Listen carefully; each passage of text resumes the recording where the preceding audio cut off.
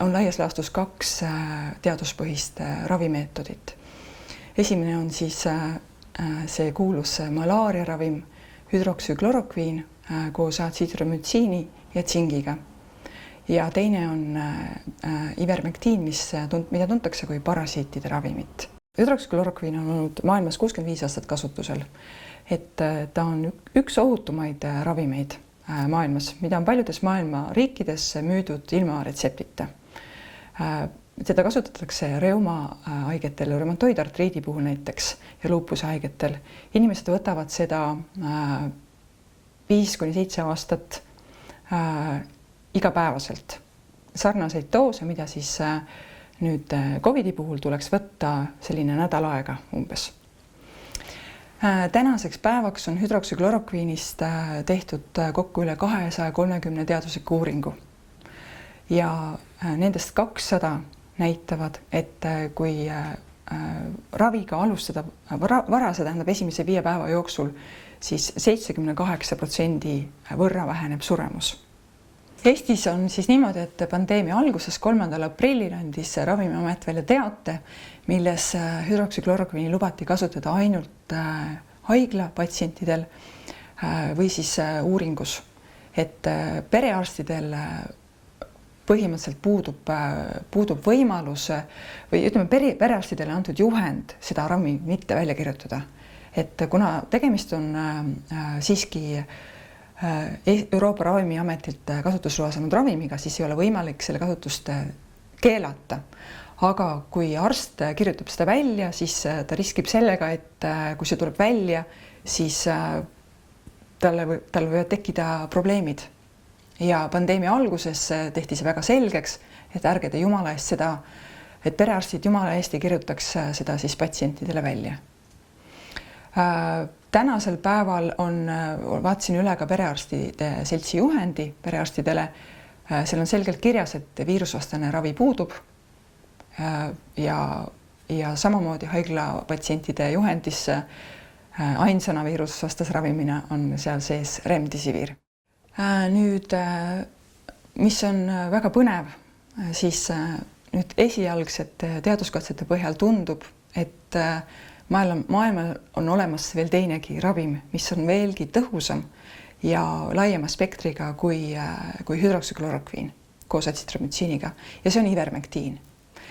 Ivermektiini tuntakse põhiliselt kui siis parasiidiravimit, mida troopilistes maades kasutatakse väga laialdaselt. Seda ravimit on lubatud kasutada samamoodi nagu hüdroksüklorokviini imetavatel emadel, rasedatel, lastel, et ühesõnaga teda peetakse ka väga ohutuks ravimiks. Ja vähe sellest, et tal on parasiitide vastane toime, on viimase 50 aasta jooksul tehtud ka palju uuringuid rakukultuurides ning ka mingil määral loomkatsetes ja selgub, et ivermektiin on väga tõhus väga erinevate mitmete viiruste vastu, nii RNA kui ka DNA viiruste vastu.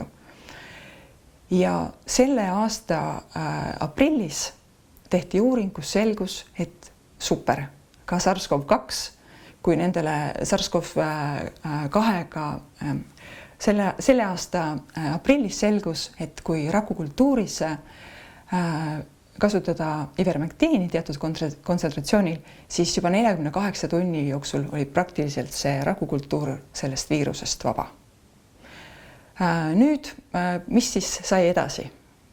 Pärast seda andis kohe FDA välja hoiatuse, et seda ravimit mitte mingil juhul hakata omal käel kasutama, sellepärast et seda pole inimeste peal viiruseravis uuritud. Kuigi seda on kasutatud laialdaselt parasiitidel, lapseootel emad, rasedad, lapsed, siis COVIDi ravis see võib ju ometi ise manustatuna olla ohtlik. Ja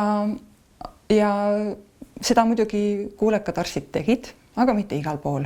Oli riike, kus see ravim võeti kasutusele kohe laialt. Et näiteks Lõuna-Ameerikas, Peruus, kus Lõuna-Ameerika riik üldse on COVID väga räsinud, seal neil ei olnud praktiliselt midagi kaotada, ravim oli nende tuttav, siis tehti laialdasi kampaaniad erinevates maakondades ja mis selgus, et kohe, kui see ravim võeti kasutusele, suremus langes drastiliselt.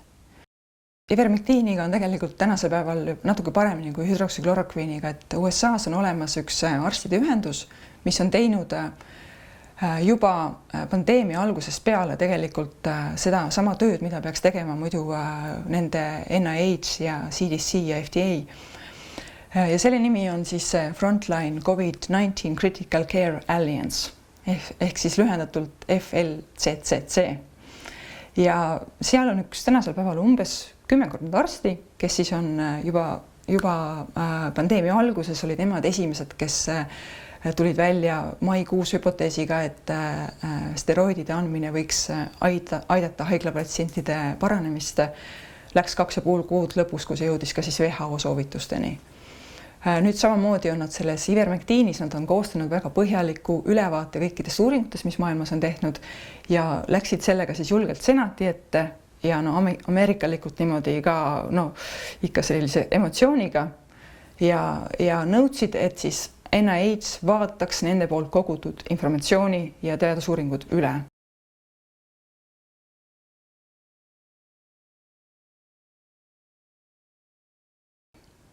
Kui me mõtleme vaktsiini peale, siis on 2 asja, mida tavaliselt vaktsiinid toodetakse. On see, et kõigepealt see vaktsiin aitaks ära hoida rasket haigust ja surma. Ja teine, et ta aitaks ära hoida nakkuse edasikandmist. Kahjuks nendes kliinilistes uuringutes, mis on tehtud vaktsiinidega, nendele 2 küsimusele vastust pole võimalik saada. Kostab paradoksaalne, aga niimoodi on. Kõigepealt need vaktsiiniuuringud on suunitletud selliselt, et mõõdetakse sümptomeid. Ehk et kas mul tekivad haigusnähud või mitte. Aga keegi ei mõõda seda, kas ma saan seda haigust ka asümptomaatiliselt edasi kanda. See informatsioon on olnud tegelikult teaduskirjanduses avalik juba oktoobrikuus peale, aga mingil põhjusel selle juurde laiem üldsus jõudis alles jaanuarikuus. Kui Terviseamet tõepoolest tunnistas, et jah, meil ei ole hetkel piisavalt andmeid, et teada, et pärast vaktsiini saamist nakkust edasi enam ei kanta. Seetõttu tuleks endiselt edasi kanda maski. Samamoodi WHO on seda tunnistanud. On teada, et kõikidel vaktsiinidel on kõrvalmõjud. Et see on, ei ole olemas ühtegi vaktsiini ja ühtegi ravimit maailmas, millel ei ole kõrvalmõjusid. Ja kõrvalmõjud on harva positiivsed. Võime nüüd küsida seda, et kui meil on väga väike grupp meie populatsioonist, kes tegelikult, kellel on risk põdeda haigust raskemalt ja sellesse surra, kas on mõtet vaktsineerida neid inimesi, kes ei ole mitte mingil juhul riskigrupis, vaktsiiniga, mis isegi ei kaitse nakkuse edasikandmise eest. Järgmine küsimus on see, et kas me tahame eksperimentaalse vaktsiiniga vaktsineerida ka neid riskigrupi kuuluvaid inimesi, kes ise leiaksid, et nad pigem, kui see haigus tuleb, on valmis esimestel päevadel alustama ravi ja tulema sellest välja.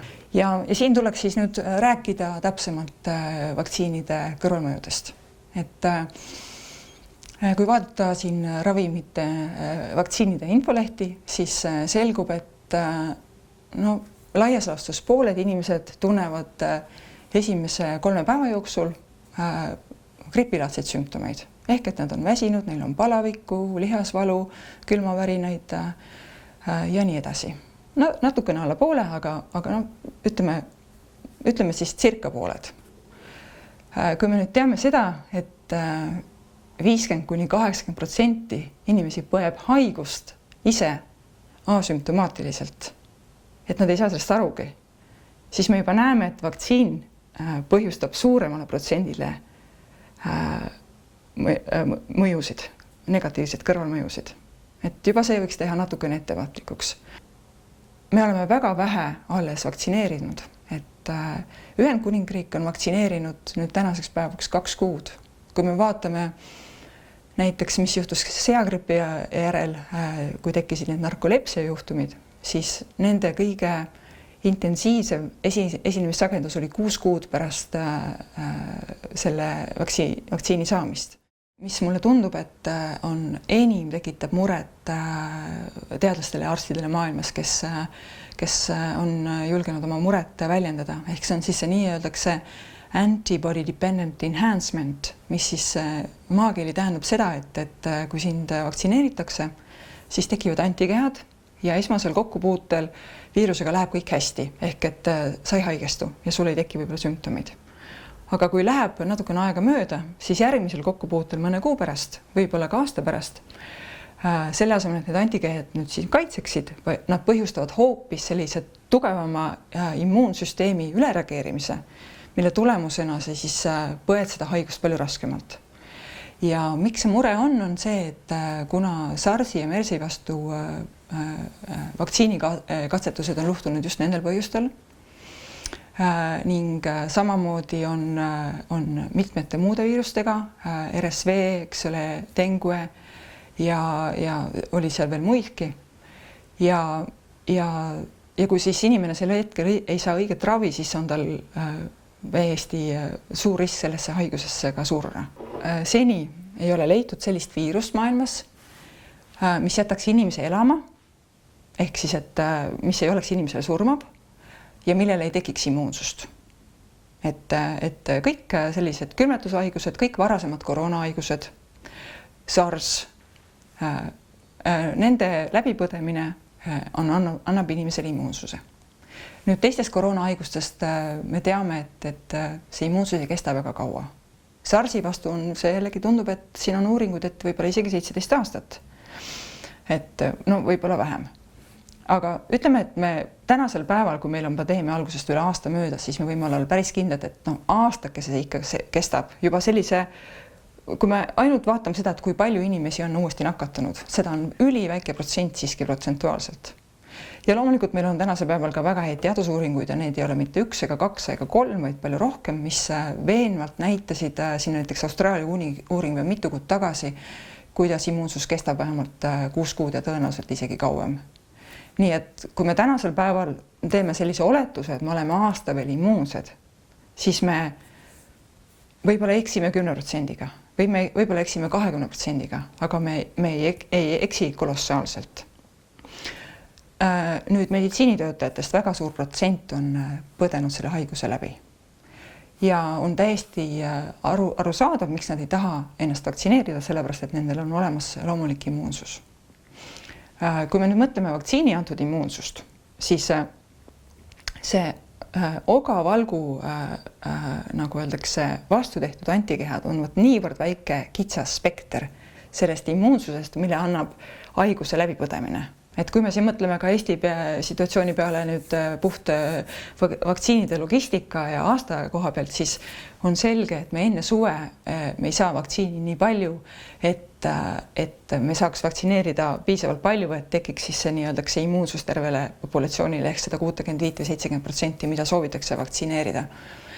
Ja kuna pole teada, kui kaua see selle immuunsus kestab, et kui see kestab ainult mõned kuud või kui aasta, siis et kas on meil mõtet teha seda nüüd ja kaupa niimoodi natukene ja meie arstidele just, kes on ütleme, esiliinil ja keda meil on ka tegelikult sügisel vaja ja talvel vaja ja veel mõnel aastal pärast seda vaja, et kas meil on mõtet praegu jupikaupa vaktsineerida, kui me võime oodata sügiseni ja näha, näha tõesti, et ei ole seda ADE riski, samamoodi on ka palju muud riskid juba selleks ajaks, nagu öeldakse, välja tulnud.